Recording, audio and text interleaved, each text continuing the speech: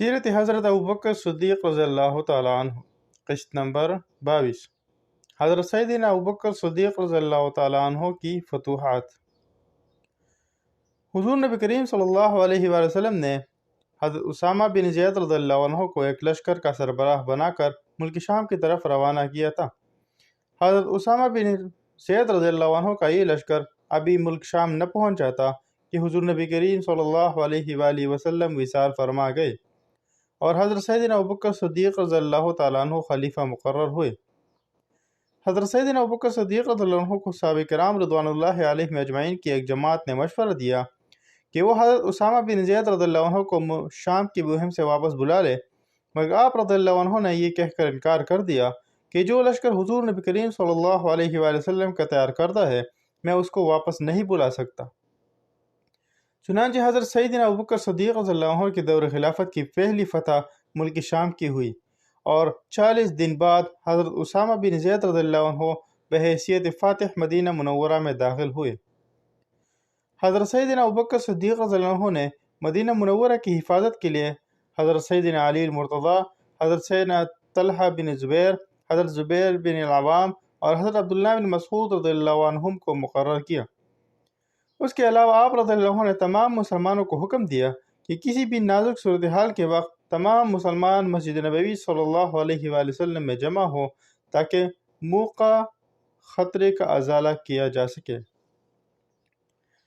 حضرت سیدنا ابوبکر صدیق رضی اللہ عنہ نے ایک لشکر ملک ایران روانہ کیا۔ حضور نبی کریم صلی اللہ علیہ وآلہ وسلم نے اپنی حیات میں ہی ایران کے شہنشاہ خسرو پرویز کو دعوت اسلام دی اور اس نے آپ صلی اللہ علیہ وسلم کی مکتوب کو پاڑ دیا تھا اور پھر کچھ عرصہ بعد اپنے بیٹے کے ہاتھوں مارا گیا تھا۔ حضرت سیدنا ابوبکر صدیق رضی اللہ عنہ کے دور حکومت میں عراق کا علاقہ بھی ایرانیوں کے زیر اثر تھا۔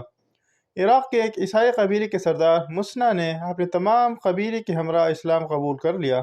اور اس نے حضرت سیدنا ابوبکر صدیق رضی اللہ عنہ سے درخواست کی کہ وہ اسے ایران پر حملہ کرنے کی اجازت دے۔ حضرت سیدنا ابوبکر صدیق رضی اللہ عنہ نے مسنا کو اجازت دے دی اور وہ اپنا لشکر لے کر ایران پر چڑھ گیا۔ حضرت سیدنا ابوبکر صدیق رضی اللہ عنہ نے اس کی مدد کے لیے حضرت خالد بن ولید رضی اللہ عنہ کو روانہ کیا اور یوں ان دونوں لشکروں نے مل کر کئی علاقوں کو اپنے تابعدار کر لیا۔ پھر حضرت خالد بن ولید رضی اللہ عنہ نے عراق کے ایرانی نژاد گورنر ہرمز کو خط لکھا جس میں اسے دعوت اسلام دی گئی اور اگر وہ اسلام قبول نہیں کرتا تو جزیہ ادا کرے گا، اگر جزیہ بھی ادا نہیں کرے گا تو جنگ کے لیے تیار ہو جائے۔ ہرمز نے وہ خط شہنشاہ ایران اردشیر کو بھیج دیا اور خود حضرت خالد بن ولید رضی اللہ عنہ کے مقابلے کے لیے نکل آیا۔ لشکر اسلام کی یہ جنگ دلجہ کے مقام پر ہوئی اور ایرانیوں کے ساتھ کئی عیسائی قبائل بھی شامل ہو گئے۔ حضرت خالد بن ولید رضی اللہ عنہ نے اپنے لشکر کے ہمراہ نہایت جرت اور بہادری کا مظاہرہ کیا اور اپنے سے کئی گنا بڑے لشکر کو شکست فاش کیا۔ ایرانیوں نے اپنی شکست تسلیم کر لی اور 1,90,000 درہم ادا کر کے صلح کا معاہدہ کر لیا۔ ایران کی مہم کے بعد حضرت سیدنا ابوبکر صدیق رضی اللہ عنہ نے حضرت خالد بن ولید رضی اللہ عنہ کو ملک شام میں موجود رومیوں کی سرکوبی کے لیے بھیجا، جو حضرت اسامہ بن زید رضی اللہ عنہ کی مہم کے بعد بظاہر تو مطیع ہو گئے مگر پھر بھی سازشوں میں مصروف تھے۔ حضرت ابوبکر صدیق رضی اللہ عنہ نے ایک بہترین سپہ سالار کی طرح رومیوں کے خلاف مہم میں لشکر اسلام کو کئی حصوں میں تقسیم فرمایا اور ہر دستے کا ایک بہترین سپہ سالار تعینات کیا۔ اس دوران حضرت خالد بن ولید رضی اللہ عنہ نے اپنے لشکر کے ہمراہ حضرت سیدنا ابوبکر صدیق رضی اللہ عنہ کے حکم پر بصرہ پر چڑھائی کر دی اور اسے جزیہ ادا کرنے کی شرط پر صلح کر لی۔ اس دوران لشکر اسلام کا ایک اور دستہ حضرت عمرو بن العاص رضی اللہ عنہ کی قیادت میں فلسطین کی طرف روانہ ہوا اور وہاں رومیوں سے اجنادین کے مقام پر مقابلہ ہوا۔ اس دوران حضرت خالد بن ولید رضی اللہ عنہ بھی پہنچ گئے اور یوں گمسان کی لڑائی کے بعد لشکر اسلام کو فتح ہوئی۔ دمشق میں لشکر اسلام حضرت عبیدہ بن الجراح رضی اللہ عنہ کی سربراہی میں برسر پیکار تھا۔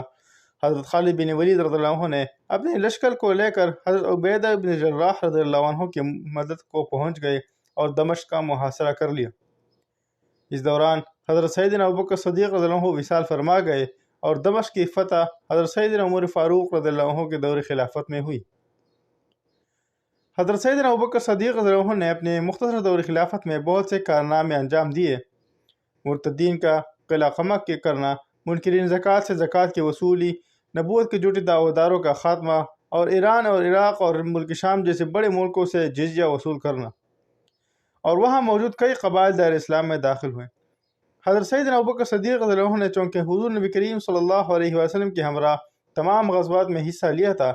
اس لیے انہیں حضور نبی کریم صلی اللہ علیہ وسلم کی بہترین جنگی حکمت عملی کا اندازہ تھا، اور یہی وجہ تھی کہ جب آپ رضی اللہ عنہ نے اپنی سربراہی میں لشکر اسلام کو مختلف مہمات پر بھیجا تو وہی حضور نبی کریم صلی اللہ علیہ وآلہ وسلم والی جنگی حکمت عملی بنائی، اور یہی وجہ تھی کہ آپ رضی اللہ عنہ کے اس مختصر دور خلافت میں مسلمانوں کو بے شمار فتوحات نصیب ہوئے۔ حضرت سیدنا ابوبکر صدیق رضی اللہ عنہ کی جنگی حکمت عملی کا ایک اور بڑا ثبوت آپ رضی اللہ عنہ کا لشکر اسلام کو مختلف حصوں میں تقسیم کرنا تھا۔ آپ رضی اللہ عنہ نے حضرت خالد بن ولید رضی اللہ عنہ کو لشکر اسلام کا سربراہ اعلیٰ مقرر فرمایا، اور حضرت خالد بن ولید رضی اللہ عنہ براہ راست آپ رضی اللہ عنہ کے احکامات کے پابند تھے۔ حضرت سیدنا ابوبکر صدیق رضی اللہ عنہ کی جنگی حکمت عملی کا ایک اور بہترین ثبوت یہ تھا کہ دوران جنگ فوج کو مسلسل کمک پہنچانے کا نظام ہوتا کہ لشکر اسلام کسی بھی موقع پر اپنے سے کئی گنا بڑے دشمن سے پسپا نہ ہونے پائے۔ آپ رضی اللہ عنہ نے اپنے لشکر کو ہدایت کی تھی کہ فتح کے بعد وہ لوگوں سے حسن سلوک سے پیش آئے اور انہیں اسلامی تعلیمات سے آگاہ کرے، بچوں، بوڑھوں اور عورتوں کو قتل نہ کرے، پھر پھلدار درختوں کو تباہ نہ کرے، عبادت گاہوں کو ختم نہ کرے اور عبادت گاہوں میں بیٹھنے والوں کو تنگ نہ کرے، مذہبی رہنماؤں سے حسن اخلاق سے پیش آئے۔ آپ رضی اللہ عنہ کی اسی بردباری کی وجہ سے بے شمار قبائل دائرہ اسلام میں داخل ہوئے۔ حرب اعتبار سے ایک اور اہم حکمت عملی جس پر حضرت سیدنا ابوبکر صدیق رضی اللہ عنہ کے عہد خلافت میں مربوط انداز میں عمل ہوتا رہا، اور اسلامی فوج کے تمام لشکروں کا ایک دوسرے سے رابطہ رہتا تھا، اور ہر لشکر کا سربراہ براہ راست حضرت سیدنا ابوبکر صدیق رضی اللہ عنہ کے احکامات کا تابع تھا۔ ہر لشکر کے سپہ سالار کو اس بات کی اجازت تھی کہ وہ کسی بھی مہم میں مشکل کے وقت دوسرے لشکر کو اپنی مدد کے لیے بلا سکتا تھا، اور دوسرے لشکر پر بھی یہ واجب تھا کہ وہ اس ضرورت مند اسلامی لشکر کو فوراً پہنچے۔ حضرت سیدنا ابوبکر صدیق رضی اللہ عنہ کی دور خلافت میں طریحہ اسدی، جو کہ قبیلہ بن اسد کی ایک شاخ تھی، نے مدینہ منورہ پر حملہ کر دیا۔ حضرت سیدنا ابوبکر صدیق رضی اللہ عنہ نے لشکر اسلام کی حوصلہ افزائی کی، اور پھر رات کے آخری پہر میں اپنے لشکر کے ہمراہ طریحہ اسدی کے لشکر پر شبخون مارا۔ گمسان کھارن پڑا، لیکن طریحہ اسدی کا لشکر چونکہ نیند اور غنود کی زیر اثر تھا، اس لیے اس کا جانی اور مالی نقصان بے تحاشا ہوا، اور وہ مدینہ منورہ کا محاصرہ چھوڑ کر بھاگ گئے۔ مسلمانوں کے اس شبخون سے بے شمار مالی غنیمت ہاتھ آیا۔ حضرت سیدنا ابوبکر صدیق رضی اللہ عنہ نے اپنے دور خلافت میں بے شمار جنگی معرکوں میں خود بھی حصہ لیا، اور کئی دفاعی اور حفاظتی سرگرمیوں میں بھرپور طریقے سے شامل رہے۔ حضرت سیدنا ابوبکر صدیق رضی اللہ عنہ کو حضور نبی کریم صلی اللہ علیہ وسلم کے ذاتی حفاظتی دستے کی قیادت کا بھی شرف حاصل رہا ہے۔ ذمیوں کی حقوق۔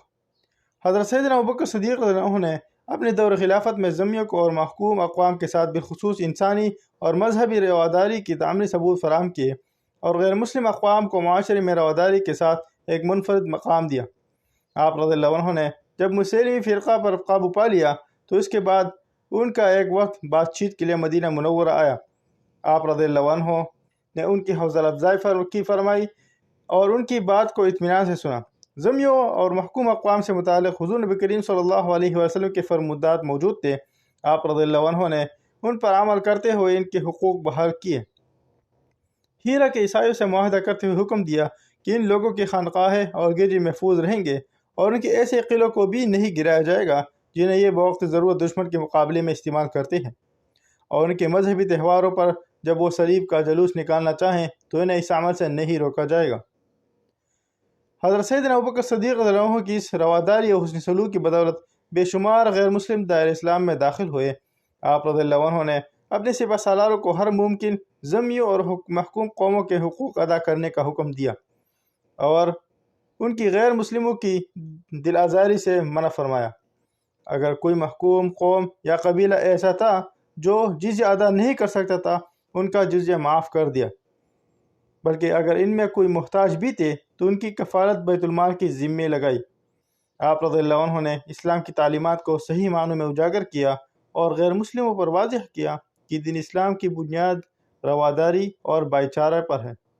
اور ہم ظلم کے صریح خلاف ہیں۔ سلسلہ جاری رہے گا، باقی اگلے قسط میں انشاءاللہ تعالی۔